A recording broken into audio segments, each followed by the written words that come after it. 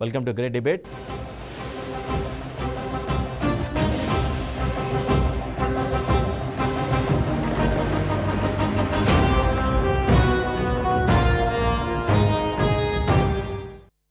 Right, రోజులోనే ఈరోజు కూడా కీలక అంశంపై ది గ్రేట్ డిబేట్ కొనసాగించబోతున్నాం. ప్రధానంగా విశాఖ వేదికగా save Visakha, save steel plant అంటూ కాంగ్రెస్ పిలుపునిచ్చిన ఒక సభ కొద్దిసేపటి క్రితం ముగిసింది.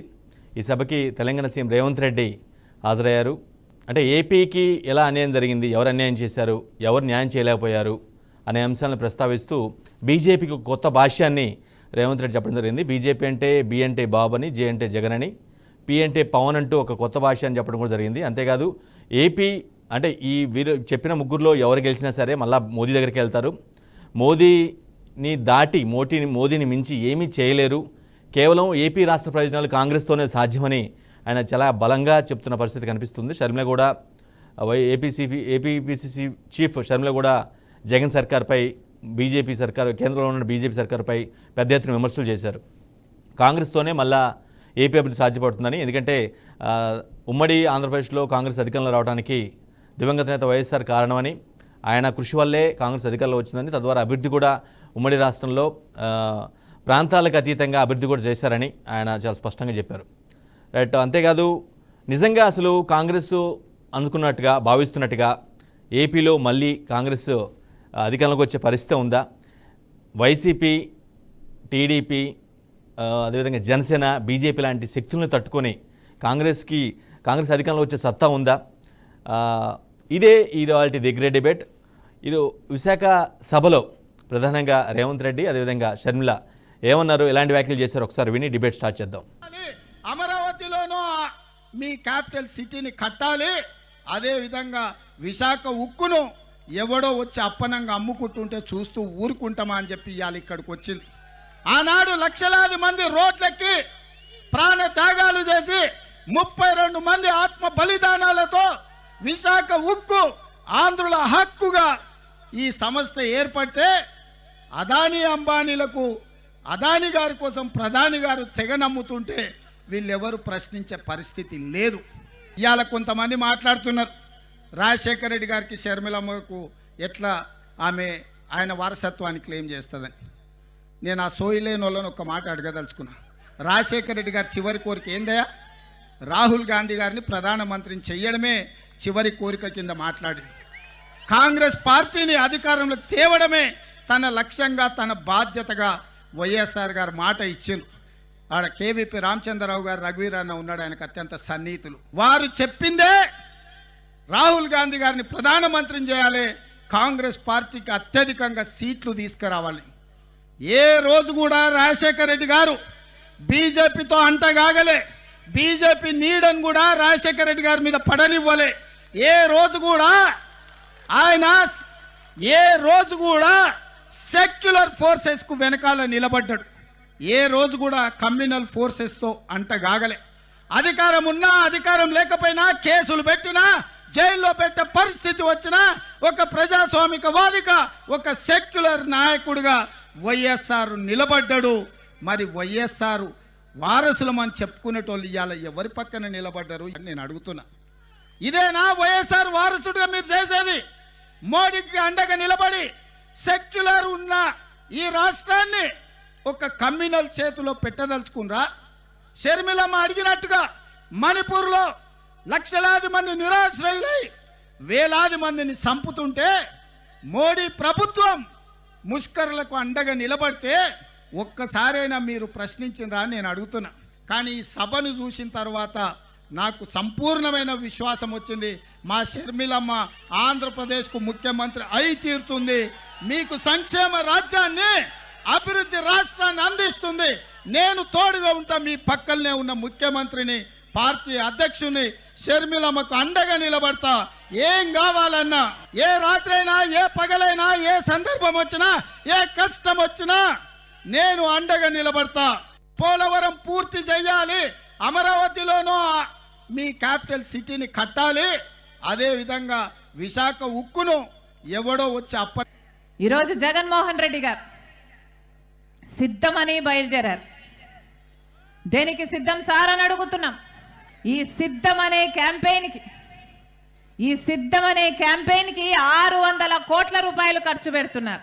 పబ్లిసిటీ పిచ్చి కానీ పట్టిందా జగనన్నకి అని అడుగుతున్నారు ప్రజలు.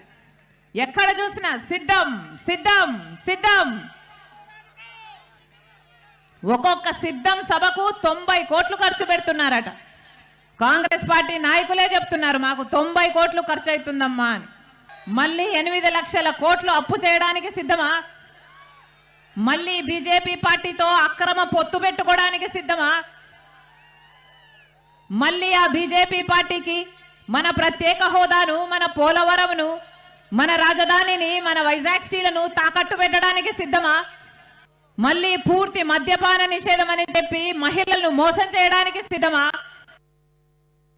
ఈరోజు జగన్మోహన్ రెడ్డి గారు సిద్ధమని జగనన్న గారు చెప్పిన మాట, రండి 25 మంది ఎంపీలను మొత్తం అందరం మూకుమ్మడి రాజీనామాలు చేద్దాము అన్నాడు.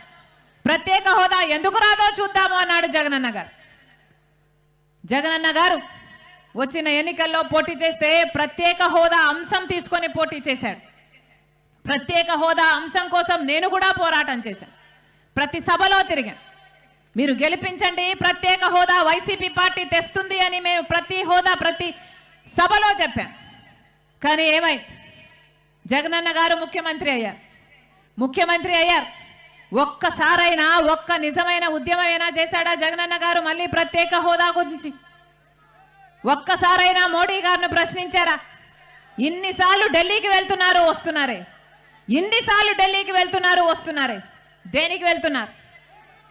ఆయనను కాపాడుకోవడం కోసం వెళ్తున్నారు, లేకపోతే హంతకుల్ని, సొంత చిన్నాన్నను చంపిన హంతకుల్ని కాపాడుకోవడం కోసం వెళ్తున్నారు తప్పితే ప్రజల కోసం వెళ్ళాడా? ఎప్పుడైనా మా ప్రత్యేక హోదా ఏమైంది అని అక్కడ కూర్చొని ధర్నా చేశాడా? ఎప్పుడైనా మోడీ గారిని నిలదీశారా?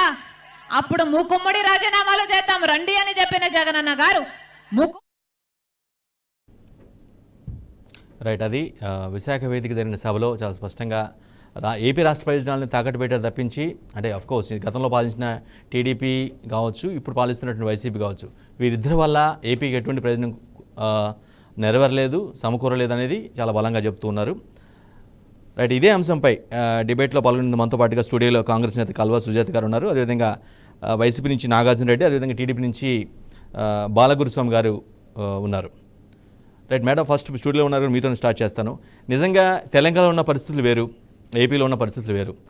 2014కు ముందు ఏదైతే డెసిషన్ తీసుకుందో సోనియా గాంధీ గారు, రాష్ట్ర విభజన జరగాలి అని, అఫ్కోర్స్ పార్టీ నష్టపోతుందని తెలిసినప్పుడు కూడా నిర్ణయం తీసుకున్నారు. సో అలా జరిగిన పరిణామంతో ఆల్మోస్ట్ వైప్డ్ అవుట్ అయిన పార్టీ, సో రేవంత్ రెడ్డి కావచ్చు, లేదంటే శర్మ కావచ్చు, వీళ్ళ రాక వల్ల, వీళ్ళు మాట్లాడడం వల్ల, వీళ్ళ క్యాంపెయిన్ చేయడం వల్ల మళ్ళా పునరుచ్ఛేదం వచ్చే అవకాశం ఉందా మీరు అనుకుంటున్నారా, అలా భావిస్తున్నారా? గుడ్ ఈవినింగ్ అండి. ఛానల్లో నా తోటి పార్టిసిపెంట్స్కి ఆంధ్రా నుంచి వచ్చారు, వాళ్ళకిను మీకు కూడా. అంటే మేము గెలిచి ఈరోజే మేము ముఖ్యమంత్రి అయిపోతామని మన రేవంత్ రెడ్డి గారు కానీ షర్మిల గారు కానీ అక్కడ చెప్పినటువంటి విషయం చెప్పలేదు కదా. ఒకటి, గట్టి ప్రతిపక్ష పార్టీగా కొట్లాడాలి అనే నేపథ్యంలో మాట్లాడినటువంటి మాటలు, మాకు ఎక్కువ వద్దు, 5 ఎంపీలు 25 ఎమ్మెల్యేలు ఇవ్వండి చాలు, మీ పక్షాన నిలబడి ఆంధ్రప్రదేశ్ హక్కుల్ని సాధించే సత్తా మేము చాటుకుంటాము. గతంలో నమ్మిన టీడీపీ ఆంధ్రప్రదేశ్లో విడిపోయిన తర్వాత, ఆంధ్రప్రదేశ్ తెలంగాణ విడిపోయిన తర్వాత ఆంధ్రప్రదేశ్లో మొదటి ముఖ్యమంత్రి అయినటువంటి బాబు పెద్ద పెద్ద మాటలు కూడా చెప్పారు. ప్రత్యేక హోదా తీసుకొని వస్తామన్నారు, అది పక్కన పడితే స్పెషల్ ప్యాకేజ్ ఏదో అన్నారు, అది కూడా పక్కన పడేసిండ్రు. ఈయన అధికారంలో ఉన్నప్పుడు జగన్మోహన్ రెడ్డి అప్పుడు ప్రతిపక్షంలో ఉన్నాడు. 25 మంది ఎంపీలని ఇవ్వండి, తల వంచి పిచ్చి కొట్లాడి తీసుకొని వస్తా ప్రత్యేక హోదా అన్నారు. ఇద్దరు కూడా 22 మంది, 3 తక్కువ అయితే కూడా పెద్ద ఫరక్ పడింది ఏం లేదు. 22 మంది వచ్చినా 15 వచ్చినా ఎంత అసలు 85% మెజార్టీ ఇచ్చేశారు. ఇచ్చేసిన తర్వాత కూడా ఇప్పటి వరకు కనీసం ఒక్కనాడు ఢిల్లీ కేంద్రంగా, ఢిల్లీ నడిబొడ్డున ఎన్నడన్నా ధర్నాలు చేసి వాళ్ళ మెడలోంచిన విషయమో కానీ, లేకపోతే పార్లమెంట్లో మాట్లాడి ప్రత్యేక హోదా, ఈ 23 మంది ఎంపీలు ప్రత్యేక హోదా గురించి ఎక్కడైనా ప్రస్తావన తీసుకొని వచ్చి కొట్లాడి తీసుకొని వచ్చిండ్రా, లేకపోతే స్పెషల్ స్టేటస్ అన్నా తీసుకొని రాగలిగినరా? ఇద్దరూ తేలేదు. వాళ్ళు మాటలతో కాలయాపన చేసిండ్రు. వీళ్ళు వాళ్ళ మీద కొట్లాడినటువంటి ప్రయత్నం చేస్తే ప్రజలు ఏమనుకున్నారు, సరే జగన్కి అవకాశం ఇద్దాం తెస్తాడేమో అనుకొని ఇద్దరికీ అవకాశం ఇచ్చారు. మరి ఇద్దరికీ అవకాశం ఇస్తే అదేమో అంటారు చూడండి, అదేమో గేమ్ అంటారు. ఆ గేమ్ లాగా చంద్రబాబు నాయుడు ఫస్ట్ పోయి కలిసి వస్తాడు మోదీకి, ఇప్పుడు ఆయన కలిసి వచ్చిన రెండో రోజుకి జగన్ పోయి కలిసి వస్తాడు. కానీ వీళ్ళిద్దరు నాటకాలు చూస్తుంటే ఎవరికీ అర్థం కాలేదు. అసలు కేంద్రంతో ఉన్నటువంటి బీజేపీ పార్టీతో 2 ప్రతిపక్ష పార్టీ ప్రాంతీయ పార్టీలు ఇద్దరు పోయి వాళ్ళ సంఖ్యనే చేరుతున్నారు. ఏంది అర్థం కాలేదు. ఇప్పుడు నిజంగానే చెప్పాలనంటే ఒకవేళ బీజేపీ చంద్రబాబు నాయుడిని నట్టేట ముంచడం కోసమే ఆయన పార్టీలో పొత్తు పెట్టుకున్నదేమో అనిపిస్తుంది. నిజంగా వాస్తవంగా మాట్లాడుకుంటే బీజేపీకి అక్కడ ఏముంటుందని, అసలు 2 నేషనల్ మాదంటే మేము విడదీశాము, ఆంధ్రప్రదేశ్కి అన్యాయం జరిగిపోయిందని మా మీద కసి, కానీ స్పెషల్ స్టేటస్ ఇస్తా అని మాకు అవకాశం ఇస్తే మేము అది చేస్తామని చెప్పారు. పోలవరం సంగతేమో పక్కన పడేసిండ్రు. కాంగ్రెస్ హయాంలో స్థాపించినటువంటి పోలవరం ప్రాజెక్టు గట్టెక్కిచ్చేసిండ్రు. ఇప్పటి వరకు దాని గురించి ఎవరు మాట్లాడారు. అంతేందుకంటే ఈ మధ్య కాలంలో ఎన్నోసార్లు ప్రైవేటీకరణ చేయడానికి విశాఖ ఉక్కు ఫ్యాక్టరీ గురించి పూర్తి ప్రయత్నాలు చేసిండ్రు. ఆ మధ్యకాలంలో ఇక్కడి నుంచి అడ్డుకున్న విషయం కూడా మనం గుర్తుంచుకోవాలి. సో ఇవన్నీ చేస్తున్న వీళ్ళకి ప్రజల కోసం కొట్లాడే టైము కానీ ప్రజల కోసం మాట్లాడే అవసరం కానీ వీళ్ళకి లేకుండా పోయింది. వాళ్ళ సొంతం వాళ్ళు అభివృద్ధి చెందడం కోసమో, వాళ్ళ పార్టీని ఎస్టాబ్లిష్ చేసుకోవడం కోసమో, లేకపోతే కొట్లాడుకొని ఒకళ్ళ మీద ఒకళ్ళు బూతులు తిట్టుకోవడం కోసమో, లేకపోతే వ్యక్తిగతంగా వెళ్ళిపోయినరు తప్పించి ప్రజల బాగోగులు పట్టించుకోలేదు. ఇందాక మంచి కొటేషన్ కూడా ఇచ్చారు రేవంత్ రెడ్డి గారు. బీజేపీ అంటే బాబు, జగన్, పవన్ అని అన్నారు. అంటే ముగ్గురిని పిచ్చోళం చేస్తున్న బీజేపీ. ఈ కథనం చూస్తుంటే ఎట్లా ఉందంటే అంతర్గతంగా లోపాయికారంగా జగన్మోహన్ రెడ్డితో ఒప్పందాలు నడుస్తున్నాయి. ఇటేమో పొత్తులేమో బీజేపీ బాబుతో పవన్ కళ్యాణ్తో పొత్తులు పెట్టుకున్నారు. 26 సీట్లు అండి. ఆ 26 సీట్లు పవన్ కళ్యాణ్ పార్టీకి బీజేపీకి కలిసిస్తే ఇక్కడ తెలిసిపోతుంది. తీసుకొని పోయి మళ్ళీ ఒకసారి ఆయన నెత్తి మీద పాలు పోస్తున్నట్టు కనబడింది. ఎందుకు మీరు కొట్లాడింది, ఎందుకోసం మొన్నటిదాకా తర్జన పడ్డారు, పొత్తులు పెట్టుకోవద్దు అది ఇది అన్నారు. చివరాకరణ వస్తే పొత్తులు పెట్టుకున్నారు. అంటే ఇప్పుడు ఈ 2 పార్టీలు కేంద్రంలో ఉన్నటువంటి బీజేపీ పార్టీ 31 అసెంబ్లీలు 26 బీజేపీకి అనుకుంటాను కదా. అవును 26లో 22 21 పవన్కి వీళ్ళకి 5 + 5 6 పార్లమెంట్. అంటే నేను పార్లమెంట్ అనలేదు. 26 అసెంబ్లీ స్థానాలను ఇస్తే ఉన్న 174లో 175లో ఇంకా ఆల్రెడీ ఒక 25-26 సీట్లని అసలు పవన్ కళ్యాణ్ ఎన్ని సీట్లు గెలుస్తాడో మనకు తెలుసు. బీజేపీకి ఇచ్చిన సీట్లు ఎన్ని గెలుస్తాడో మేడం మీరు చెప్పినట్టే అంగీకరిద్దాం. కానీ మీరు సరే వాళ్ళు ఆ పార్టీలు మొత్తం కూడా ఏపీ ప్రజలను కాపాడలేకపోయాం అనేది బలంగా వాదిస్తున్నారు. మీరు చెప్పిన వేరే వాళ్ళు కొంత ఏపీ ప్రజలు కూడా అదే చెప్తారు, ఎందుకంటే లబ్ధి జరగలేదు కాబట్టి. సో మీరు ఇప్పుడు ఇద్దాం అనుకున్నా సరే మీ మీ యొక్క స్టాండే హోదా తీసుకొస్తాము మమ్మల్ని గెలిపిస్తే అని అంటారు. కానీ అటువంటి పరిస్థితి లేదేమో గ్రౌండ్ రియాలిటీలో. మేము గెలిపిస్తే అని లేదండి, అధికారంలోకి వస్తే కేంద్రంలో అధికారం, రాష్ట్రంలో ఇక్కడ రాకపోయినా అక్కడ వస్తే ఇది ఇస్తాం. 100% రాహుల్ గాంధీ గారు పాదయాత్రలో ఆంధ్రప్రదేశ్ పాదయాత్రలో చెప్పినటువంటి విషయం మనం గుర్తు చేసుకోవాలి.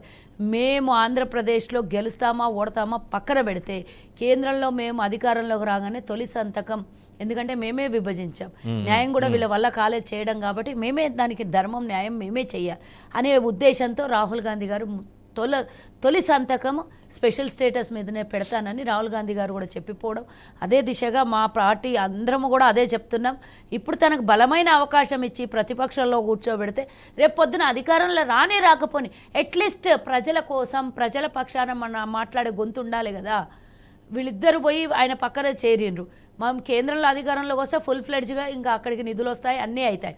అన్ఫార్చునేట్లీ రాలేదనుకోండి, వీళ్ళిద్దరు మళ్ళీ ఒకడు ప్రతిపక్షంలో ఉంటారు, ఒకళ్ళు అధికారంలో ఉంటారు. కానీ చేరేది వాళ్ళిద్దరు సంఖ్యనే, కానీ చేసేది రాష్ట్రానికి చేసేది జీరో. ఏం చేయలేదు. వాళ్ళ స్వలాభాలు, వాళ్ళ కేసులు, వాళ్ళ ఇష్యూస్ సాల్వ్ చేసుకోవడానికే మోదీ దగ్గర తిరుగుతారు తప్పించి అక్కడి నుంచి కేంద్రం నుంచి నిధులు తేవడానికి ఏ ఇద్దరి వల్ల కూడా చేతలేగాలేదు. వాళ్ళిద్దరి వల్ల కూడా చేతగాలేదు. పోనీ మీరు అలా న్యాయం చేద్దాం అనుకున్నా సరే మీకు సర్వేలు కానీ రిపోర్ట్స్ కానీ మీ వైపు ఏం కనిపించట్లేదు. పోనీ అలా అయినా ఇక్కడ రాబడిన సరే కనిపిస్తున్న సర్వేలు కాదు, ఈరోజు కనిపిస్తున్న మీడియా అంతా గోదీకే పనిచేస్తుంది. కాబట్టి ఆ సర్వేలు ఎలా ఉన్నా కూడా రాహుల్ గాంధీ గారు నిరంతరంగా గత సంవత్సరం నుంచి నిరంతరంగా పాదయాత్రలు చేస్తున్నారు, ఏమంటారు యాత్రలు కూడా చేస్తున్నారు. ఈ రోజుతో ఫినిష్ అయింది. ఇక రేపటి నుంచి ఎలక్షన్ క్యాంపెయినింగ్లో ఉంటారు. అప్పుడు తెలుస్తుంది కదా బయటికి వచ్చిన తర్వాత. ఈ రోజు అయితే ఎలక్షన్ కోడ్ వచ్చింది. ముందు ఎవరిది వాళ్ళు 411 అంటారు, 450 అంటారు. ఇష్టం వచ్చినట్లా మాట్లాడుకుంటే ఉన్న సీట్లు ఎన్ని, ఎన్డీఏ పొత్తులో బీజేపీకి ఉన్న సీట్లు ఎంత, వాళ్ళు గెలిచేది ఎంత, 400 సీట్లు ఇష్టం వచ్చినట్లా మాట్లాడితే ఎట్లయితుందండి? తెలంగాణలో కూడా కాంగ్రెస్కి 5 సీట్లు ఉండే. మేము ఈరోజు అధికారంలోకి రాలేదా? గట్లనే గంత మాట్లాడతారు. 6 నెలల ముందు కాంగ్రెస్ అధికారంలోకి వస్తుందని ఎవరన్నా అన్నారా? అనలేదు. కొన్ని సీట్లు గెలవచ్చు, కానీ మొత్తానికి కేసీఆరే ముఖ్యమంత్రి అవుతాడని మీలాంటి ఛానళ్లలో కూర్చున్నప్పుడు కూడా మాట్లాడారు. ఎందుకు? ఆ రోజు మీడియా వాళ్ళ పక్షాన ఉంది కాబట్టి ఆ విధంగా జరిగిండొచ్చు. ఆ రోజు అన్ని అధికారికంగా ఉన్నటువంటి అన్ని వాళ్ళ చేతిలో పెట్టుకొని ఆ విధంగా మాట్లాడిండొచ్చు. ఈరోజు కేంద్రంలో కూడా ప్రతి ఒక్క మీడియా ఈరోజు సర్వేలు అన్ని వాళ్ళ పక్షాన పనిచేస్తున్నాయి కాబట్టి 100% వాళ్ళు అనొచ్చు. ఎందుకు గెలవకపోవచ్చు? ఎందుకు ఇండియా కూటమిలో ఉన్నటువంటి స్థానాలను చూస్తే గెలుపు దిశగా కాంగ్రెస్ వెళ్తోంది. కాంగ్రెస్ అధికారంలోకి వస్తుంది, రాహుల్ గాంధీ గారు ప్రధాని అవుతారు. అది మా ముఖ్య ధ్యేయం కదా. అది అవుతుందా అవ్వదా సెకండరీ. మా గోల్, మాది ఏమైతే మేము ఏం చేయాలనుకుంటున్నాం, మా ఎజెండా అయితే మేము చెప్తున్నాం కదా. మీ ఎజెండా చెప్పుకున్నారు, ఫెయిల్ అయినరు. ఇద్దరు చెప్పుకున్నారు, ఫెయిల్ అయినరు. ఒకసారి మమ్మల్ని కూడా నమ్మి ప్రజలు ఇంతో అంతో మాకు అక్కడ కొంచెం అన్న ప్రతిపక్ష స్థానంలో కూర్చోబెట్టి షర్మిలమ్మ గారు కనీసం వాళ్ళతో కొట్లాడే శక్తి, నన్న అసెంబ్లీలో పార్లమెంట్లో కొట్లాడే శక్తి ఇస్తే డెఫినెట్గా ఏదో కొన్ని సీట్లు మరి మేము చెప్పాం. మీరు అన్నారు కదా మీరు అధికారంలోకి వస్తారా ఇప్పుడు ఈ సిచ్యువేషన్. మేము అధికారం అనలేదు. 25 సీట్లు అసెంబ్లీలో ఇవ్వండి అని వేడుకుంటున్నాం ప్రజలకి. 5 పార్లమెంటు స్థానాలని 2 చోట్ల కొట్లాడడానికి స్థానాలు కలిపియమంటున్నాం. తప్పేముంది? రైట్. బాలగురుస్వామి గారు, మీరు అవునన్నా కాదన్నా ఖచ్చితంగా ఈరోజు విశాఖ సభలో రేవంత్ రెడ్డి కావచ్చు, తెలంగాణ సీఎం, అదేవిధంగా ఏపీసీసీ చీఫ్ షర్మిల గారు, వీళ్ళిద్దరు చేసిన వ్యాఖ్యలు మాత్రం అందులో వాస్తవం లేకుండా లేదు. ఎందుకంటే విభజన తర్వాత రాష్ట్రానికి చాలా అన్యాయం జరిగింది. రాష్ట్రానికి కావాల్సిన హామీలు కూడా ఏవి నెరవేరలేదు. 2 ప్రభుత్వాలు కూడా తీసుకురావడంలో కొంచెం ఖచ్చితంగా ఫెయిల్ అయ్యాయి అనేది మాత్రం జనాల వాదన. వీళ్ళు చెప్పిందే కాదు, జనాలు అనుకున్నది కూడా వాదనే. ఇది ఖచ్చితంగా మీకు ఒక డ్రాబ్యాక్ లాంటిదేమో బాలగురుస్వామి గారు. ముందుగా డిబేట్లో ఉన్న సోదరికి మీకు వీక్షకులకి అందరికి కూడా ధన్యవాదాలు తెలియజేసుకుంటున్నాను. అయితే ఈరోజు జరిగిందంటే ఒకసారి కానీ చూసామనంటే, మేము 2018లో బీజేపీలో నుంచి బయటికి రావడం జరిగింది. ఆ రోజు మేము ఎందుకు వచ్చామంటే ప్రత్యేక హోదా మీద, దాని మీద కొట్లాడే బయటికి రావడం జరిగింది.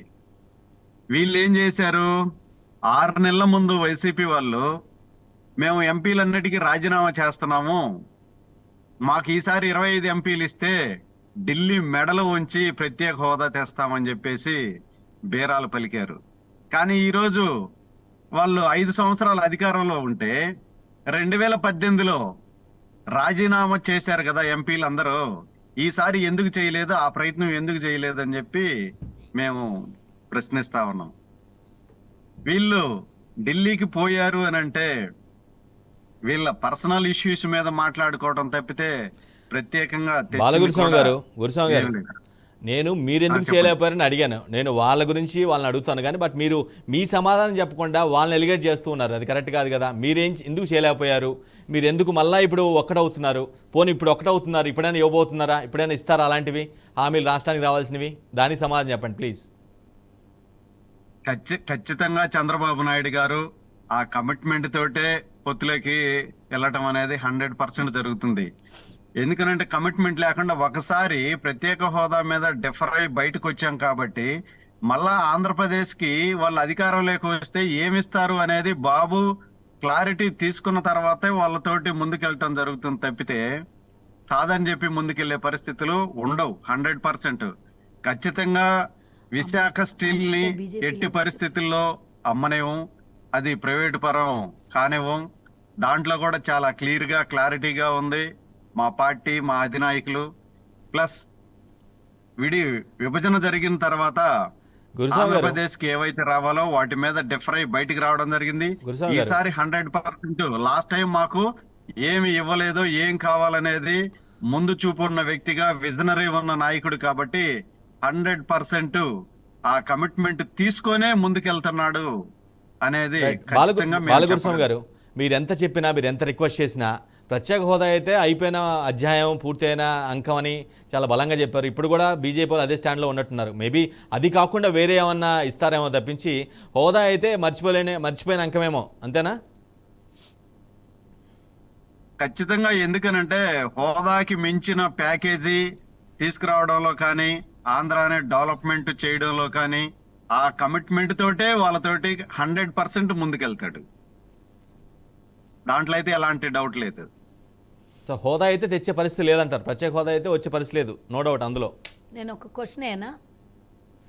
ఒక క్వశ్చన్ వేస్తాను సోదరా.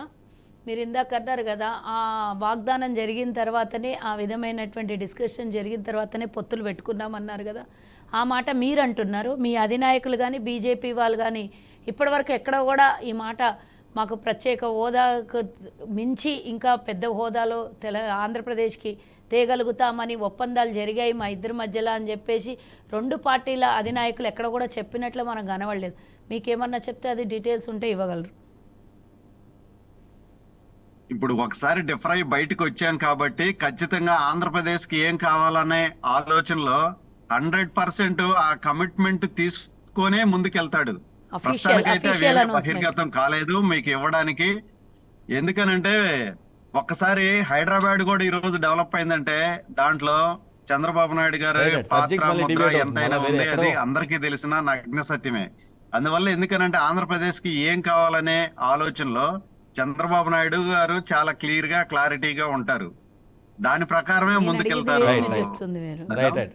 నాగార్జున రెడ్డి గారు, వైసీపీ నుంచి నాగార్జున రెడ్డి గారు సిద్ధంగా ఉన్నారు. నాగార్జున రెడ్డి గారు, మీరు అవునన్నా కాదన్నా మీరు కూడా ఖచ్చితంగా ఫెయిల్ అయ్యారు. ఎందుకంటే మీరు చాలా బలంగా చెప్పారు, మమ్మల్ని గెలిపిస్తే తీసుకొస్తాం, పోరాడతాం, మెడలు వంచేస్తామని అన్నారు.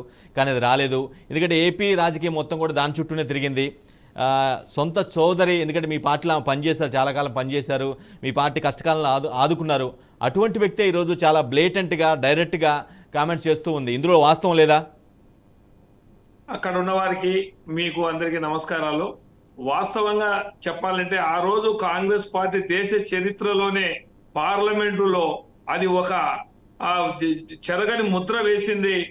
వాకిళ్ళు కిటికీలు మూసి చీకటిలో ఆ రాష్ట్ర విభజనకు ఎటువంటి దానికి ఒక చట్టాన్ని తీసుకురాకుండా, ప్రత్యేక హోదా చట్టాన్ని అమలు చేయకుండా వాళ్ళు విడగొట్టడం అనేది కాంగ్రెస్ పార్టీ చేసింది. కాబట్టి ఈ రోజు కాంగ్రెస్ పార్టీ ఈ రాష్ట్రంలో నామరూపం లేకుండా పోయింది. జగన్మోహన్ రెడ్డి గారు ప్రత్యేక హోదా విషయంలో ఎన్నో సందర్భాలు, ఈ పొద్దున కూడా చెప్తున్నా, మన మీద ఆధారపడితే రాజీనామా చేసినా కూడా దానికి ఉంటుంది. పూర్తి స్థాయిలో వాళ్ళ బీజేపీ పార్టీ పూర్తి స్థాయిలో అధికారంలోకి వచ్చింది కాబట్టేసే మనము దాని మీద డిమాండ్లు చేస్తున్నాం. మన పార్లమెంటు సభ్యులు మాట్లాడుతున్నారు. విశాఖ ఫ్యాక్టరీ గురించి, ఉక్కు ఫ్యాక్టరీ గురించి కూడా అనేక సందర్భాల్లో కూడా మాట్లాడింది. ప్రెస్ లో, మీడియాలో అంతా రావడం కూడా జరిగింది. కాబట్టి దీంట్లో కాంగ్రెస్ పార్టీ మళ్ళీ ఇక్కడ బతికించుకునేదానికి వాళ్ళు చేస్తున్నట్టు ప్రయత్నం. కానీ కాంగ్రెస్ పార్టీ ఖతమైపోయింది ఆంధ్రప్రదేశ్ లో. తెలంగాణలో ఉంది కాబట్టి, ఎందుకంటే ఆ రోజు విభజనకు అక్కడ అనుకూలము, ఇక్కడ వ్యతిరేకంగా ఒకే రాష్ట్రంలో ఉండాలని చెప్పి జగన్మోహన్ రెడ్డి గారు సమైక్యాంధ్ర ఉద్యమం కోసమే అక్కడ పార్టీ పోయినా పర్వాలేదు, ఆంధ్రప్రదేశ్ లో నిలబెట్టుకోవాల్సిన పరిస్థితి వచ్చింది. మరి మిత్రులు మన బీజేపీ నాయకులు మాట్లాడుతున్నారు, 14 నుంచి 19 వరకు ఆ బీజేపీ పార్టీలో మంత్రులుగా పనిచేశారు. ప్రత్యేక హోదా అంటే మన సంజీవన అని చెప్పారు, ప్రత్యేక ప్యాకేజీ తెస్తామని చెప్పారు, ఢిల్లీకి ఫ్లైట్లు వేసుకొని పోయినారు. ఎన్ని నాగార్జున రెడ్డి గారు కేవలం బీజేపీ పార్టీతో మళ్ళీ వాళ్ళు వచ్చి మేము కలుస్తాము, మేము తెస్తాము అనడము ఇది ఆస్వాదంగా ఉంది. కాబట్టి దీని మీద ఏదన్నా మళ్ళీ బీజేపీకి పూర్తి స్థాయిలో రాకుండా వైఎస్ఆర్సీపీ పార్టీలో ఉన్న మెజారిటీ సీట్లు మా మీద ఆధారపడితే అది ఖచ్చితంగా రేపు మెడల్ వంచి బీజేపీ పార్టీకి తీసుకొచ్చే పరిస్థితి ఉంటుంది. కాబట్టి మరి కాంగ్రెస్ అధికారంలోకి వచ్చేది ఇక్కడ లేదు, కేంద్రంలో రాదు అనేది స్పష్టంగా ఏ సర్వేలు కూడా చెప్తా ఉన్నాయి. కాబట్టి పాదయాత్రలో ఇప్పుడు ఉండే రాష్ట్రాల్లో అధికారంలో ఉంది. కాబట్టి బీజేపీ కేంద్రంలో అధికారంలోకి వస్తుందని తెలియబట్టే ఈ రోజు చంద్రబాబు నాయుడు గారు వాళ్ళతో మమేకమై మళ్ళీ ఇది 3వసారి పొత్తు బీజేపీతో. వాజ్పేయి గారు ఉన్నప్పుడు ఒకసారి, నరేంద్ర మోడీ గారు గతంలో ఒకసారి, ఇప్పుడు ఒకసారి మళ్ళీ విడిపోవడం కలుసుకోవడం వాళ్ళ రాజకీయ ప్రయోజనాలు చేస్తున్నారే తప్ప రాష్ట్ర ప్రయోజనాలు కాదనేది ఈ రోజు జనం అందరికి కూడా తెలుస్తా ఉంది. షర్మిలమ్మ మాట్లాడుతుంటే షర్మిలమ్మను కేవలం ఒక రాజకీయ పావుగా ఉపయోగించుకుంటున్నారే తప్ప ఆమెను కాదు. ఎందుకంటే ఆమె జగనన్న ఉన్నప్పుడు కాంగ్రెస్ పార్టీని ఏ విధంగా మాట్లాడింది, తెలుగుదేశం పార్టీని ఏ విధంగా మాట్లాడింది మనకు అందరికీ తెలుసు. కాబట్టి ఈ రోజు ఆమె మళ్ళీ కాంగ్రెస్ ట్రాప్ లో పడింది కాబట్టేసి వాళ్ళు ఆ విధంగా చేస్తా ఉన్నారు. ఈ రోజు కాంగ్రెస్ వాళ్ళైతేనేమి, బీజేపీ వాళ్ళైతేనేమి, తెలుగుదేశం పార్టీ వాళ్ళైతేనేమి అందరూ కూడా జగన్మోహన్ రెడ్డి ఈ రాష్ట్రానికి రాకూడదు, ముఖ్యమంత్రి కాకూడదు. వాళ్ళ ఆశయం ఒకటే. వాళ్ళకు పవన్ కళ్యాణ్ గారు కానీ వాళ్ళకు ఒక సిద్ధాంతం అనేది ఏమీ లేదు. ఆయన పవన్ కళ్యాణ్ మాట్లాడతాడు, ఒకటే మాట చెప్తారు, జగన్ తొక్కేయాలా. నాగార్జున రెడ్డి గారు మీరు చెప్పేది వింటలేదు, ఆశయం అదే. మీరే చెప్పుకుంటూ పోతున్నారు. కరెక్ట్ కాదు అది. ఈ రాష్ట్రం బాగుంటుందని చెప్పి వీళ్ళందరూ కలిసి చెప్పేది కూడా మీరు వినాలి, నేను అడిగే ప్రశ్న కూడా మీరు వినాలి. కావచ్చు, ఇండైరెక్ట్ గా కావచ్చు.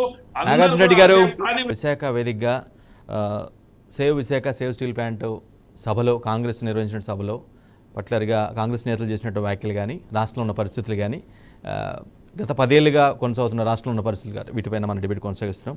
మేడం, మీరు అవునన్నా కాదన్నా షర్మిల గారు గతంలో కాంగ్రెస్ని బాగా తిట్టిన వ్యక్తి, బాగా తీవ్రంగా విమర్శించారు. అఫ్కోర్స్ తర్వాత తప్పు తెలుసుకొని వాళ్ళతో మాట్లాడిన తర్వాత నాకు మంచి అంటూ తెలిసింది, అది నేను తప్పు చేశానని భావించానని చెప్పారు. కానీ ఆ విధంగా మాట్లాడిన వ్యక్తి మళ్ళీ ఇప్పుడు అదే కాంగ్రెస్లోకి వచ్చేసి ఈ విధంగా మమ్మల్ని గెలిపించండి, మేము ఖచ్చితంగా తీసుకొస్తాం, చేస్తాము, రాష్ట్రానికి మంచి చేస్తామని అంటే ప్రజలు నమ్మే పరిస్థితి ఉంటుందంటారా? ఇప్పుడు వైఎస్ఆర్సీపీలో ఉన్నటువంటి నాయకులు ఎంతమంది కాంగ్రెస్ వాళ్ళు చెప్పండి, చెప్పండి. ఆ పేరే కాంగ్రెస్ పార్టీ. అవును, అసలు చెప్పుకొని కాంగ్రెస్ అనే తిడుతున్నారు కదా అక్కడ వాళ్ళు. కానీ వైఎస్ఆర్సీపీలో పనిచేసిన వాళ్ళందరూ కాంగ్రెస్ అని తిడుతున్నారు. రేపు పొద్దున అవకాశం వస్తే వాళ్ళందరూ ఇటు రాకపోతే రేపు చూడండి మీరు. రేపు పొద్దున మంచి అవకాశం వస్తే ఓ 4-5 ఏళ్ళకి మంచి అవకాశం వస్తే అక్కడ ఉన్న వాళ్ళందరూ మళ్ళీ మేము గర్వాపసండి, వైఎస్ రాజశేఖర రెడ్డి ఆయనలో మేము పనిచేసామండి, మేమంతా కాంగ్రెస్ అంటే కరడు కట్టిన కాంగ్రెస్ వాళ్ళము, అక్కడున్న వైఎస్ఆర్ కొడుకుతో పాటు పనిచేసాం మేము అనే వాళ్ళు ఉంటారు. ఎంతమంది అండి ఈరోజు అవన్నీ మాట్లాడుకోవద్దు, అవన్నీ పక్కన పెడదాం. బీజేపీ కరడు కట్టిన బీజేపీ ఏం చెప్తారు వాళ్ళందరూ, మేము అసలు సంస్కృతికి, సంస్కారానికి, దేశానికి, ధర్మానికి పెట్టింది పేరు మేము బీజేపీ అని చెప్పుకుంటారు. కానీ బీఆర్ఎస్ వాళ్ళు సిపిఐ వాళ్ళు వచ్చినా తీసుకునే పరిస్థితిలో ఉన్నారు. సిపిఐ సిపిఎం లెఫ్ట్ భావాజావాళ్ళు ఉన్న వాళ్ళు వచ్చి తీసుకుంటున్నారు.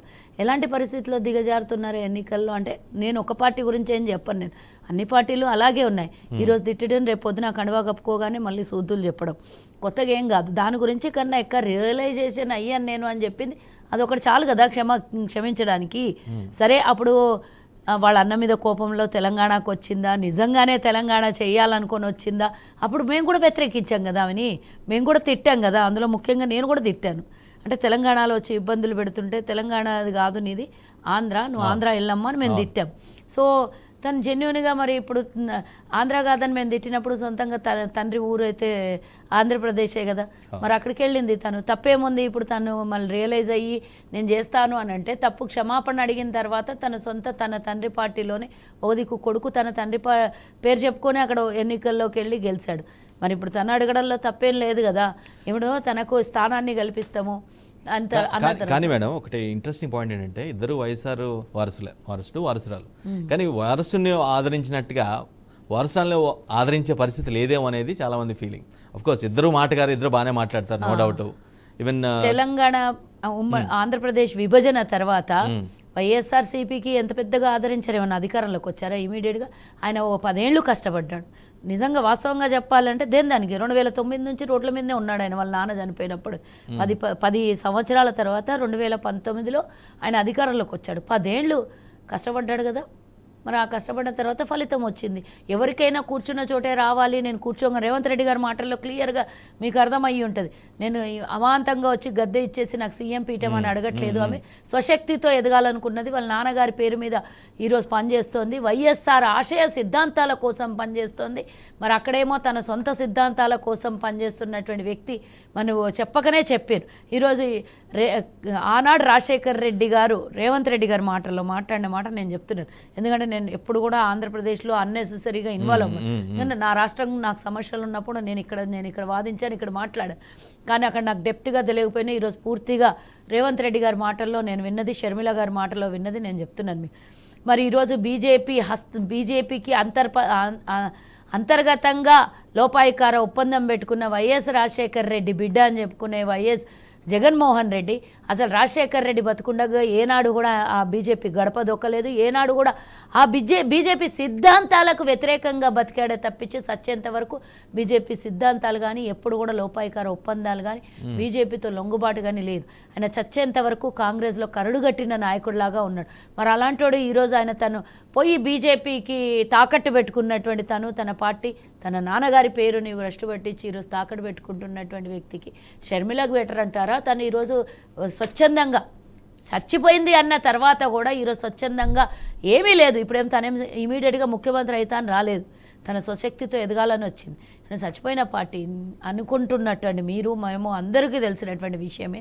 ఆ పార్టీని తన తండ్రి ఆశయాల కోసం ఈరోజు బతికించడం కోసం పనిచేస్తుందంటే దాని తప్పేముంది? ఈరోజు వైఎస్ఆర్ టీపీ తెలంగాణలో పెట్టుకుంది, వైఎస్ఆర్ ఏపీ తెలంగాణలో పెట్టుకొని పనిచేయట్లేదు కదా అమ్మాయి పోయి.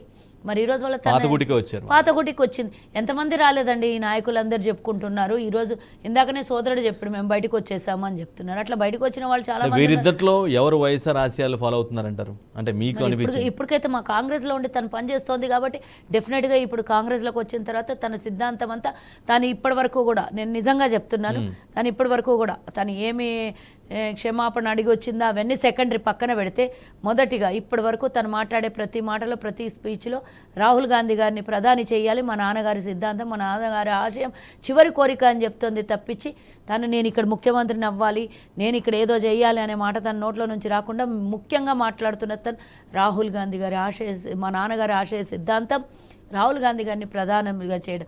దానికి నా వంతు పోరాటం నేను ఆంధ్రప్రదేశ్లో చేస్తున్నాను. ఎప్పుడో ఒకరోజు అవకాశం వస్తుంది, ప్రజలు అవకాశం ఇస్తారు, ఆశీర్వదిస్తారని చెప్పుకుంటూ వెళుతోంది తప్పించి మరి ఎవరు దేనికోసం పనిచేస్తున్నారో క్లియర్గా ప్రజలకు తెలియదా? ఈ రోజు కాకపోతే రేపు వస్తుంది అవకాశం. పుట్టగానే పిల్ల పెద్దగా అయిపోయి పెళ్ళైతే చేయలేం కదా, మనం పెరగాలి, పెద్దది అవ్వాలి, నాలెడ్జ్ రావాలి, చదువు విద్యా బోధనలు అన్నీ జరగాలి, ఆ తర్వాతనే పెళ్లి చేస్తాం కదా. ఇప్పుడు అంటే చనిపోయిన కాంగ్రెస్ని అక్కడ ఇప్పుడు తను లేపుతోంది, బతికించే ప్రయత్నం కాదు, బతికిస్తోంది. ప్రయత్నం అనకండి, బ్రతికిస్తోంది. ఈరోజు జరిగినటువంటి సభని చూస్తే నిజంగానే మళ్ళీ ఏ రాజశేఖర్ రెడ్డి సభను మేము 2014 ముందు ఆంధ్రప్రదేశ్లో జరిగినటువంటి కాంగ్రెస్ సభలు బాగానే మొబిలైజ్ చేశారనిపించింది జనాన్ని. మొబిలైజ్ చేసింది అనుకుందామా? అక్కడ వన్ ఆఫ్ ద ఇంకోటి రేవంత్ రెడ్డి గారి అభిమానులు, వీరాభిమానులు చాలా మంది ఉంటారు ఆంధ్రప్రదేశ్. రాజశేఖర్ రెడ్డి గారి అభిమానులు ఉంటారు, కాంగ్రెస్ అభిమానులు ఉంటారు. కాంగ్రెస్ అక్కడ లేదు, చచ్చిపోయిందని బాధలో ఉన్నటువంటి వాళ్ళు నాతో చాలా మంది మాట్లాడతారు. నాకు తెలంగాణలో ఎంతమంది కాంగ్రెస్ అభిమానులు ఉన్నారో ఆంధ్రప్రదేశ్లో కూడా నా సొంతంగా నాకు అభిమానులు చాలా మంది ఉన్నారు. వాళ్ళు అక్కడ నుంచి మాట్లాడతారు. మాకు ఇక్కడ ఆంధ్రప్రదేశ్లో కాంగ్రెస్ అభిమానులం, మేము చచ్చేంత వరకు మాకు ఇక్కడ ఏం లేకున్నా కూడా చచ్చేంత వరకు కాంగ్రెస్ వాదులుగా బతకాలనుకుంటున్నాం, చిన్న చిన్న నాయకులు కార్యకర్తలు. బట్ వాళ్ళకి చేయుతనిచ్చి చెయ్యి ఇచ్చి ఆదరించి లేపి నడిపించే వాళ్ళు లేక ఇబ్బంది పడి ఇన్నాళ్ళు కష్టాల్లో ఉన్నటువంటి వాస్తవం మాటల్ని గమనించాలి. కాబట్టి ఇప్పుడు తను బతికిచ్చే ప్రయత్నం కాదు, బతికిస్తోంది. అక్కడ ఈరోజు జరిగినటువంటి సభను చూస్తే నిజంగా రేవంత్ రెడ్డి గారు ఇంకో మాట కూడా అన్నారు, అసలు అక్కడికి వెళ్తే ప్రోగ్రామ్ ఫెయిల్యూర్ అయితే ఎలా ఒక ముఖ్యమంత్రి హోదాలో వెళ్తున్నారు, ఆంధ్రప్రదేశ్లో అసలు మనకు ఉనికి లేకుండా పోయింది కదా అన్న మాటకి షర్మిలమ్మ మీద నమ్మకం ఉంది, రాజశేఖర్ రెడ్డి గారి అభిమానుల మీద నమ్మకం ఉంది. కాబట్టి సభ 100% సక్సెస్ అవుతుందనే ఉద్దేశంతోనే నేను వచ్చాను అని రేవంత్ రెడ్డి గారి మాటల్లో మనం విన్నాం. కాబట్టి అదేవిధంగా సక్సెస్ కూడా జరిగింది కదా. ఈరోజు సుమారుగా ఎంతో కొంత ప్రతి ఒక్కళ్ళ చెవులో ఆ మాట పడింది కదా. నిజంగా విశాఖ ఉక్కు ఫ్యాక్టరీ గురించి కొట్లాడిన వాళ్ళు ఎవరైనా ఉన్నారా? ఈరోజు గళమిప్పి ఈరోజు బీజేపీతో ఇద్దరు పొత్తులు పెట్టుకున్నారు, ఇద్దరు అంతర్గతంగా ఒకళ్ళు బహిరంగంగా ఒకళ్ళు పొత్తులు పెట్టుకున్నారు.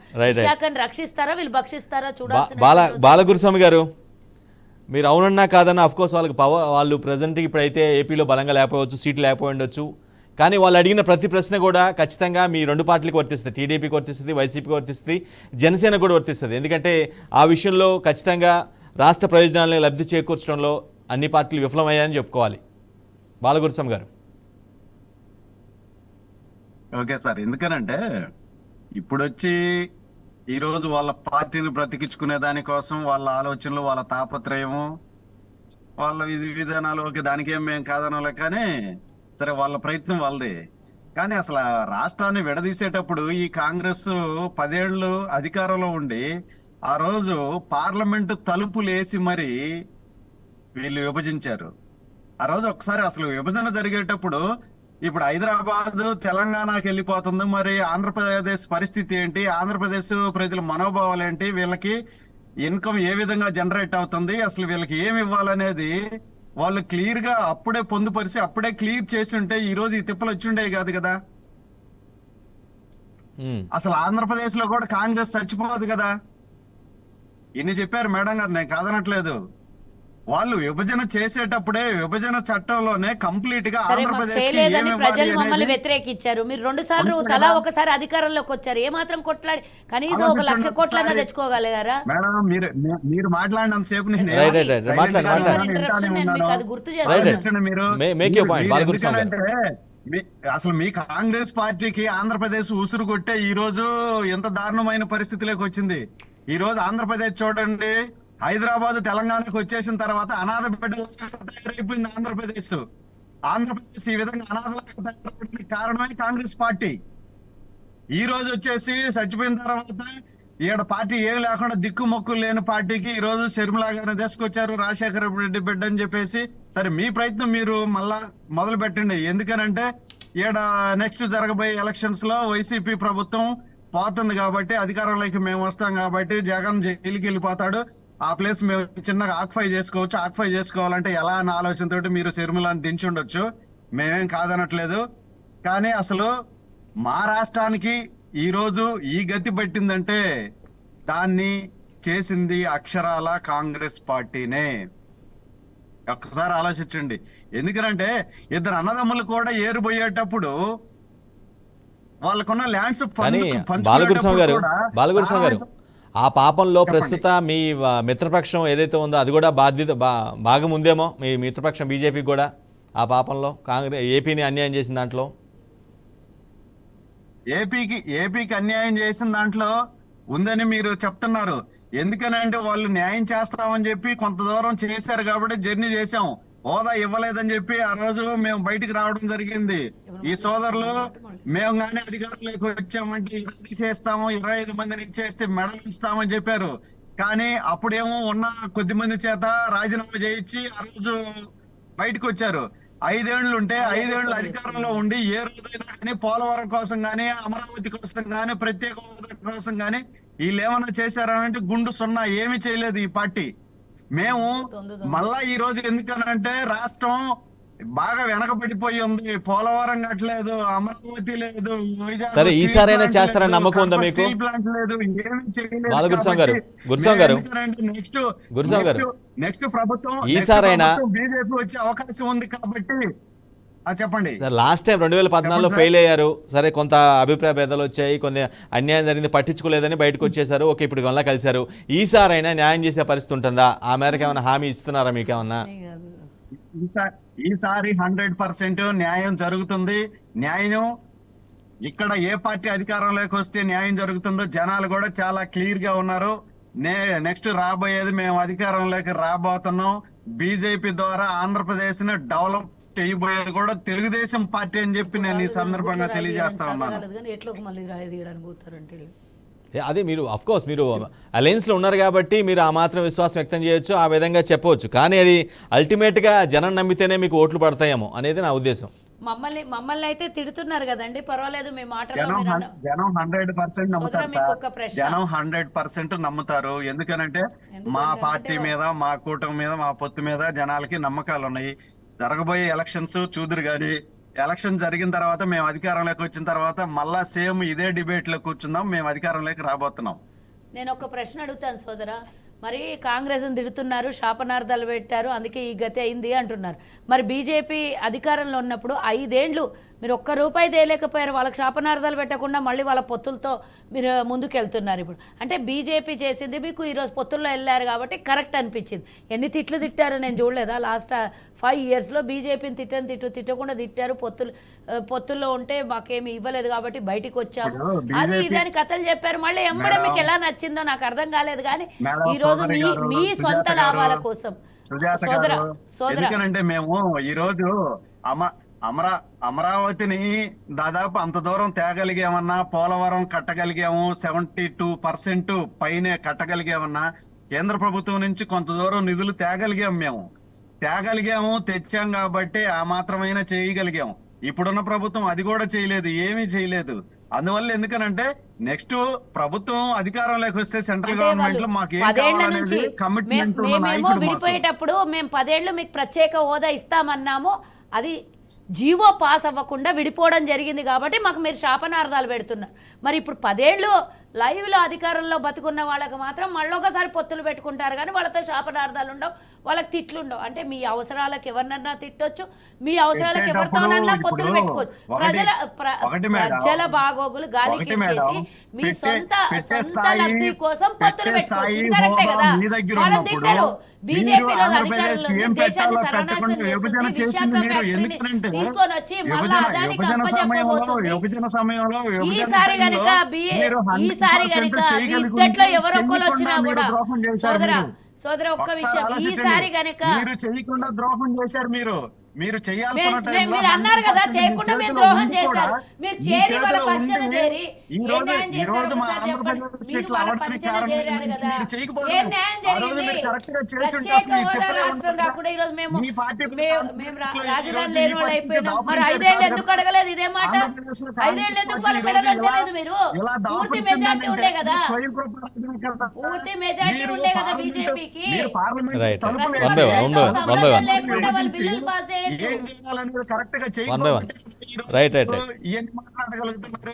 నాగార్జున రెడ్డి గారు సరే, మీరు నాగార్జున రెడ్డి మీ ప్రభుత్వం సంక్షేమం చేస్తుందని, అదే గెలిపిస్తుందని మీరు బలంగా నమ్ముతున్నారు. ఓకే, అది పక్కన పెట్టేద్దాం. కానీ రాష్ట్రానికి రావాల్సిన ప్రయోజనాల విషయంలో మీ పార్టీ అధినేత, మీ ప్రభుత్వ హెడ్ కంటే కూడా ఆయన సోదరే గట్టిగా పోరాటం చేస్తుందేమో అనిపిస్తుంది. ఏమంటారు? ఆమె సుజాత గారు చెప్పిన విషయాలు కొన్ని వాస్తవాలు ఉన్నాయి. ఎట్లా అంటే కాంగ్రెస్ పార్టీ నుంచి 100% వైఎస్ఆర్సీపీ వాళ్ళే ఉన్నారు, దాంట్లో అనుమానమే లేదు. ఎందుకంటే మా తల్లి గారు కూడా ఇందిరాగాంధీతో రాజీవ్ గాంధీతో తిరిగినటువంటి ఫ్యామిలీ మాది, కాంగ్రెస్ పార్టీలో పుట్టినటువంటి వాళ్ళము, ఒకే పార్టీలో ఉన్నాము. అయితే రాజశేఖర్ రెడ్డి గారు చనిపోయిన తర్వాత మరి కాంగ్రెస్ పార్టీని తెలంగాణలో 2 సార్లు తెచ్చిన తర్వాత కాంగ్రెస్ పార్టీకి ఏదైతే వ్యతిరేకంగా పుట్టిన తెలుగుదేశం పార్టీతో తెలంగాణలో పొత్తు పెట్టుకోవడం వల్లే అప్పుడు టిఆర్ఎస్ వచ్చింది, కాంగ్రెస్ పార్టీ పతనమైంది తెలంగాణలో రాకుండా. మళ్ళీ వాళ్ళు వ్యతిరేకంగా జరగడం కాబట్టేసే ఇప్పుడు 3వసారి వాళ్ళు కాంగ్రెస్ పార్టీ అధికారంలోకి రావడం జరిగింది.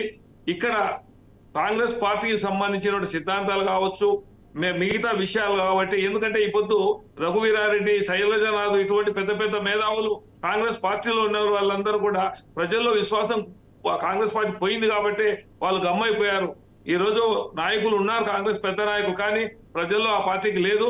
చంద్రబాబు నాయుడు గారు ఎట్లా ఓడిపోతారు ఇస్తుంది కాబట్టేసే మన కాంగ్రెస్ పార్టీని బతికించుకొని రాబోయే మళ్ళీ పార్టీ 5 ఏళ్లలో నాగార్జున రెడ్డి గారు నేను అడిగిన ప్రశ్నకు మీరు సమాధానం చెప్పలేదు. ఇంకొక విషయం, నాగార్జున రెడ్డి గారు నేను అడిగిన ప్రశ్నకు మీరు సమాధానం చెప్పలేదు. నేనేం అడిగాను? మీరు సంక్షేమం పేరుతో చెప్పుకుంటున్నారు, అదే మమ్మల్ని గెలిపిస్తుందని బలంగా చెప్పుకుంటున్నారు. కానీ రాష్ట్రానికి ఏదైతే కావాలో, రాష్ట్ర ప్రజలకు ఏదైతే కావాలని కోరుకుంటున్నారో ఆ ప్రయోజనాల విషయంలో మీ పార్టీ అధినేత కంటే ఆయన సోదరే బాగా పోరాటం చేస్తున్నారేమో అనేది నా ఫీలింగ్. అది మీరు ఎన్నికల గురించి ఎన్నికల స్టంట్ మొన్నటి వరకు కాంగ్రెస్ పార్టీకి వచ్చిన తర్వాత చంద్రబాబు నాయుడు గారి గురించి షర్మిలమ్మ ఒక్క మాట తప్పుగా మాట్లాడలేదు. ఈ రోజు బీజేపీలోకి పోయింది కాబట్టేసి తెలుగుదేశం పార్టీ ఈ పొద్దు తెలుగుదేశం పార్టీని ఆమె విమర్శిస్తా ఉంది. అంతవరకు తెలుగుదేశం పార్టీ వాళ్ళు కానీ షర్మిలమ్మను విమర్శించాల. ఈ రోజు షర్మిలమ్మ విమర్శిస్తుంది కాబట్టేసి తెలుగుదేశం పార్టీ వాళ్ళు విమర్శిస్తున్నారు. ఇది వాస్తవం, ప్రజలందరూ గమనిస్తా ఉన్నారు. మరి ఆయన మిత్రులు మనకు చెప్పినట్టుగా తెలుగుదేశం పార్టీ అడగడం జరిగింది, కాంగ్రెస్ పార్టీ చట్టంలో తీసుకురాలేదు, హక్కు తీసుకురాలేదు, విభజన అని చెప్పేసి. మనకు రాజధాని అనేది అక్కడ హైదరాబాద్ లో 10 ఏళ్ళు మన కాలం పాటు ఉండాల్సింది, ఓటుకు నోటు కేసులో దొరికి మనకు అప్పటికప్పుడు పెట్టబుట్ట తట్టుకొని అమరావతిని తీసుకొచ్చి అమరావతిని భ్రమరావతిగా చేసి పోలవరం, మేము ఒకటే చెప్తున్నాం, పోలవరం మా టైంలో ఎక్కువైందా మీ టైంలో ఎక్కువైందా? రాజశేఖర రెడ్డి గారి టైంలో కెనాల్స్ అని పూర్తయితే దాన్ని ఎత్తిపోతల పథకం మీద పెట్టేసి ఆ కాలువలకు నీళ్ళు వదిలాలి తప్ప మీరు కట్టిన కాపర్ డ్యామ్ కొట్టుకొని పోయింది. మీరు చేసినటువంటి ఆ పనులు రీటెండర్ పిలిస్తే కొన్ని కోట్ల రూపాయలు ప్రభుత్వానికి ఆదా వచ్చే విధంగా జగన్మోహన్ రెడ్డి చేశారు. ఇప్పుడే ఎక్కువ పోలవరం పని అయింది కాబట్టేసి అభివృద్ధి జరిగింది కాబట్టేసే ఈ రోజు మేము పార్లమెంట్లో, ఎందుకంటే బీజేపీ వాళ్ళు మన మీద ఆధారపడాల, మంచిగా మాట్లాడి రాష్ట్ర అభివృద్ధి కోసం మనము నిధులు తెచ్చుకోవాలా, కానీ వాళ్ళతో వ్యతిరేకంగా ఈ పొద్దు కేసీఆర్ వ్యతిరేకంగా చాలా వేల కోట్ల రూపాయలు తెలంగాణకు రావాల్సిన డబ్బులు కూడా రాలేకపోయాయి. కాబట్టి రాష్ట్ర ప్రయోజనాల కోసం మా జగన్మోహన్ రెడ్డి గారు వాళ్ళతో మంచిగా ఉన్నారే తప్ప లేకుంటే వేరే ఉద్దేశం మంచిగా ఉండి సాధించిందే లేదేమో. నాగార్జున రెడ్డి గారు, మొదటి నుంచి చెప్తున్నాం. నాగార్జున రెడ్డి గారు మంచిగా ఉండి రాష్ట్రానికి సాధించిందే లేదేమో. మంచిగానే ఉండి, మంచిగా ఉన్నప్పటికి కూడా రాష్ట్రానికి ఏం సాధించలేకపోయారేమో. రాజశేఖర రెడ్డి టైంలో ఎంత పూర్తయింది? పోలవరం ప్రాజెక్టు సెంట్రల్ గవర్నమెంట్ చేపట్టాల్సిన ప్రాజెక్ట్ ని సెంట్రల్ గవర్నమెంట్ తీసుకుంటే లేట్ చేస్తుందని చెప్పి చంద్రబాబు నాయుడు గారు శరవేగంగా 72% పూర్తి చేశారు. 72% పూర్తి చేసి మీ చేతిలో పెడితే దాన్ని ఫస్ట్ ముందు ఇరిగేషన్ మంత్రిగా ఉన్న అనిల్ కుమార్ అన్నా ఎందుకన్నా తందర ఎందుకన్నా 2020 స్టార్ట్ చేస్తామన్నా అని ఎక్కిరించి మాట్లాడాడు మీ అనిల్ కుమార్. ఆ ఎక్కిరించిన ఆయన మంత్రిగా కూడా వెళ్ళిపోయాడు. మళ్ళా ఇంకొక ఆయన వచ్చాడు, రాంబాబు గారు వచ్చిన తర్వాత మేమే ఓపెన్ చేయబోతున్నాం, రాజశేఖర్ రెడ్డి మొదలు పెట్టాడు, జగన్మోహన్ రెడ్డి పూర్తి చేస్తాడు అని మాట్లాడాడు. ఏడ పూర్తి చేశారు సార్? 5 సంవత్సరాల్లో 26-28% మీరు అప్పులు చేసి అధికారంలోకి వస్తున్నారు అనుకుంటున్నారు, కానీ మీరు అధికారంలోకి రారు. చంద్రబాబు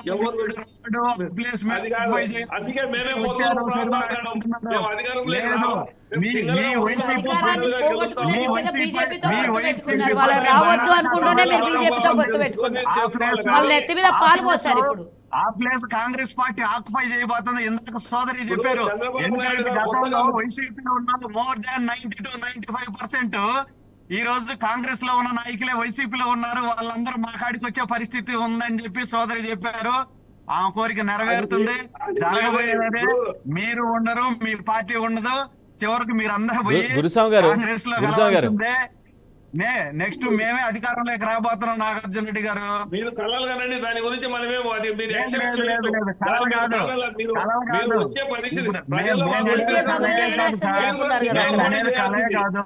అధికారంలోకి మేము రాబోతున్నాం.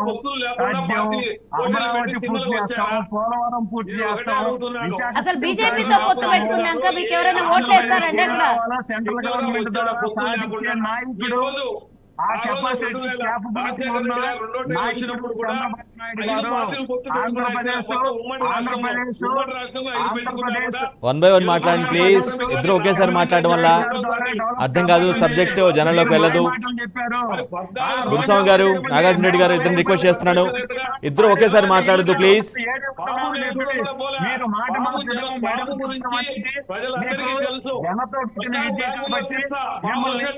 అధికారంలోకి వచ్చేదానికి అనిల్ గారి హామీలను చేసి అధికారంలోకి వచ్చారు. ఒక్క ఛాన్స్ అనుకుంటారు, మీ ఒక్క ఛాన్స్ పూర్తి అయిపోయింది. మీరు ఒక్క ఛాన్స్ అంటారు, ఒక్క ఛాన్స్ పూర్తి అయిపోయింది. ఇంకా మీరు మాత్రం కలిపి కాంగ్రెస్ మిమ్మల్ని మాత్రం ఇంకా ఇంటిగా పరిమితం చేయబోతున్నాం. గురుస్వామి గారు, నాగార్జున రెడ్డి గారు, మీ ఇద్దరు ఇలానే కొట్టుకుంటూ ఉంటే మీ రెండు పార్టీలు వైఎస్ శర్మ గారికి అవకాశం ఇచ్చేటట్టున్నారు, మీరు కాంగ్రెస్ పార్టీకి అవకాశం ఇచ్చేటట్టున్నారు. మీరిద్దరు కొట్టుకొని మా నెత్తి మీద పాలు పోసేటట్టున్నారు బాబు. మీ ఇద్దరిని చూసారు, 2 సార్లు అవకాశం ఇచ్చారు, ఇద్దరు మోసగాళ్ళని తెలిసిపోయింది ఈరోజు. ప్లీజ్ ఇద్దరు ఒకేసారి మాట్లాడద్దు. గురుస్వామి గారు, నాగార్జున రెడ్డి గారు ఇద్దరు ఒకేసారి మాట్లాడద్దు. అలా మాట్లాడడం వల్ల మీ మాటలు ఎవరికి వినిపించవు, కంటెంట్ జనాల్లోకి వెళ్ళదు. Please speak 1 by 1. గురుస్వామి గారు,